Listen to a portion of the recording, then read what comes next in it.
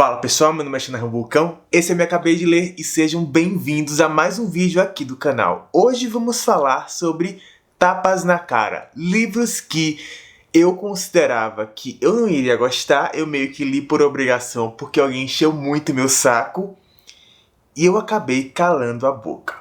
Se você é novo por aqui, já deixa seu like, se inscreve no canal, ativa o sininho para receber coisa nova 2 vezes por semana e manda o nosso conteúdo para o máximo de pessoas que gostam de literatura que você conheça. Isso ajuda demais o canal a crescer. E se você for fazer qualquer compra no site da Amazon de uma casinha de cachorro, a um box de livros, use o link do canal. Ele tá na descrição do vídeo, isso ajuda a financiar o que eu faço por aqui e a melhorar cada vez mais o conteúdo e a qualidade. Existem livros que a gente já pega esperando amar, ou pela sinopse, ou pelos comentários, ou pela nossa história de vida que acaba combinando com aquilo ali que a gente vai ler. E esse é o melhor dos cenários. Existem os livros que a gente já olha com o nariz torto e a gente realmente odeia e é uma péssima experiência e ok, a gente pelo menos tentou.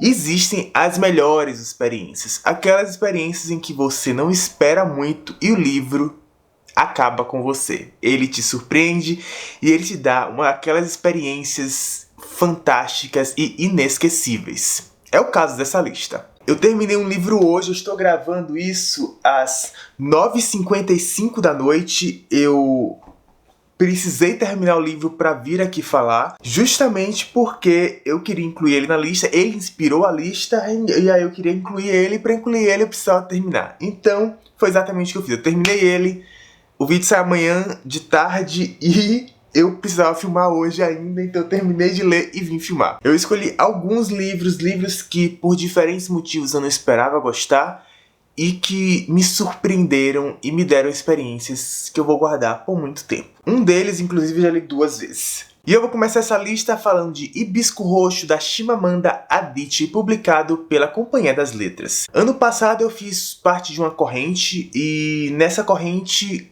eu mandava o livro para uma pessoa, e eu entrava nessa corrente, e várias pessoas me mandavam o seu livro favorito. E Hibisco Roxo foi um deles. Quando você lê a sinopse de Hibisco Roxo, você sente que é um livro pesado. E eu não estava numa época para livros pesados. Foi logo quando a pandemia estourou que eu recebi esse livro. Então eu queria coisas que me trouxessem tranquilidade, paz e felicidade. Muita gente provavelmente se identifica comigo. E quando eu li a sinopse desse livro, eu entendi que eu receberia algo completamente diferente. Ele conta a história de Kambili, que é uma jovem adolescente nigeriana numa família extremamente religiosa, de uma religião branca, e que essa religião toma conta e destrói um lar que tinha tudo para ser um dos lares mais felizes daquele país, principalmente porque ela tem uma excelente condição financeira. E aí quando eu li isso, eu não queria ler isso. Por todo o cenário que eu já expliquei aqui, eu não queria ter contato com isso. Então eu fiquei enrolando. Esse livro ficou aqui uns 2 meses antes de eu resolver pegar.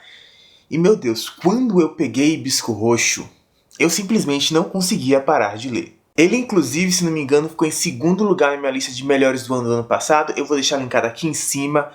Foi uma experiência absurda, daquelas que você termina um trecho e você fica parado olhando pra frente sem saber de onde veio a porrada, sabe? E o final é incrível, a personagem principal e o seu desenvolvimento é absurdo, a escrita da Chimamanda é deliciosa de ler, a tia da Kambili é uma luz na vida dela, e brilha demais nesse livro. Enfim, eu não tenho como recomendar mais esse livro. Ele já esteve na minha lista dos melhores do ano, já apareceu aqui no canal algumas vezes.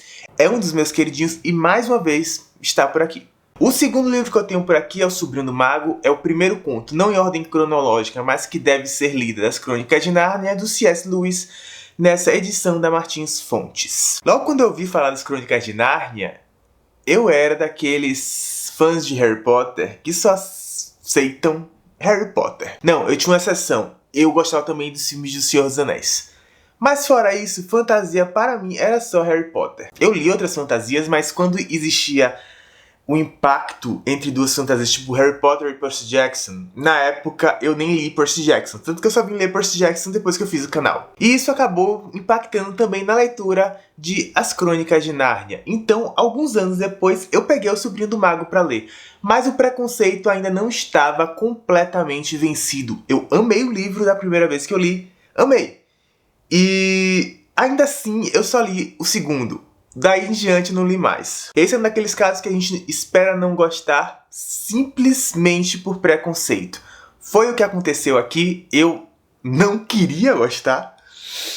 E eu acabei amando a história é lindíssima, a escrita do C.S. Lewis é lindíssima, é delicada, é criativa, é revolucionária em vários aspectos. E toda a série Crônicas de Nárnia é belíssima. Eu não terminei ainda de ler, eu realmente espero terminar esse ano ainda, porque eu tô lendo bem esporadicamente quando dá vontade pra realmente aproveitar o que eu tô lendo, mas eu realmente recomendo a leitura dele. E eu recomendo nessas edições menorzinhas, porque você lê um aqui, outro ali, outra acolá, quando quer, não sente a pressão de terminar. É mais uma dica aqui dos livros que me surpreenderam na vida. O terceiro livro que temos aqui é O Filho de Mil Homens, do Walter Ugumãe, nessa edição belíssima da Biblioteca Azul. O que aconteceu comigo nesse livro foi que eu não conheci o livro, não conhecia a sinopse, ninguém nunca tinha me falado sobre ele, e eu ganhei ele de presente, e aí eu decidi ler, mas pra mim a linguagem era muito difícil. Então eu fiquei, nossa, eu não sei se eu quero ler esse livro. E aí eu deixei ele de lado por um mês. Eu li tipo 20 páginas e deixei ele de lado por um mês. Eu coloquei na minha cabeça que eu odiaria a leitura, simplesmente porque eu não estava acostumado com a linguagem dele. Não é uma linguagem fácil, principalmente para nós brasileiros. Mas um dia eu disse que leria o livro, eu vou ler esse livro até o final, porque eu não gosto de ficar com livros parados pela metade. Eu tô cheio deles, mas não é algo que eu gosto de fazer. E quando eu fiz isso, eu tive uma das experiências mais sensíveis e belas e emocionantes do ano passado. Walter Ugumãe, ele narra com destreza absurda essa história, com a linguagem um pouco diferente, mas que é uma história extremamente impactante e super emocionante. É linda, é um livro lindíssimo e eu recomendo para todo mundo. O próximo livro que teremos por aqui quase não foi lido, por causa do Scooby, culpa do Scooby. Eu tô falando da minha primeira experiência com o rei Stephen King. Eu estou falando de Carrie, a Estranha, nessa edição da Suma. O que aconteceu com Carrie? Eu tinha muita curiosidade sobre Stephen King e eu queria começar por um livro que fosse fino. Um livro que fosse tranquilo para ler, se eu não gostasse acabaria logo. É um autor que divide opiniões, porque acham que ele descreve demais e ele enrola muito.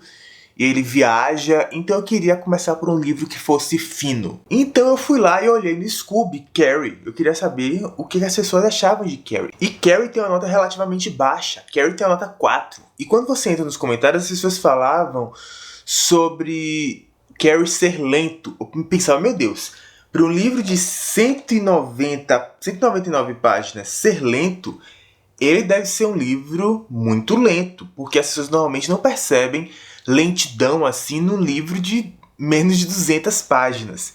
Então eu quase não li. E aí eu peguei para ler esperando um livro extremamente lento, um livro extremamente descritivo, um livro cheio das viagens.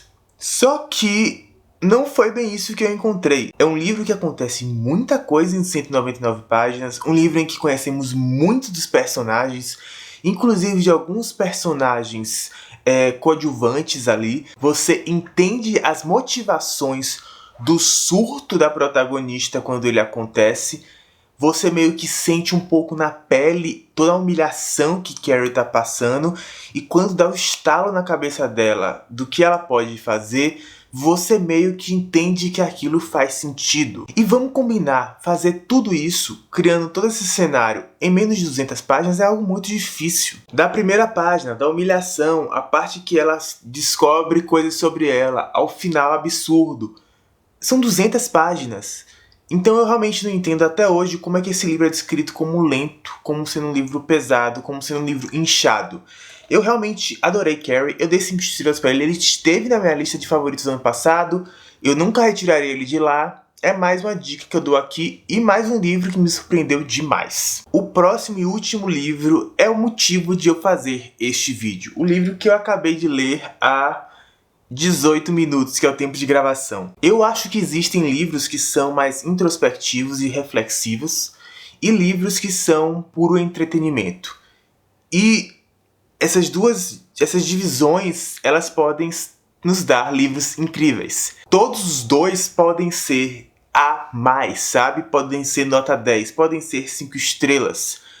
Mas, às vezes, nós leitores temos a felicidade de encontrar aqueles livros que nos entregam momentos extremamente reflexivos e entretenimento de primeira. E isso foi o que aconteceu nessa leitura que eu vou falar aqui.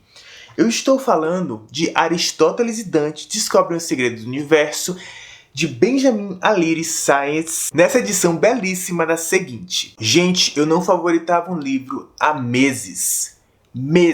Vocês sabem o que é isso? E esse livro me entregou tudo.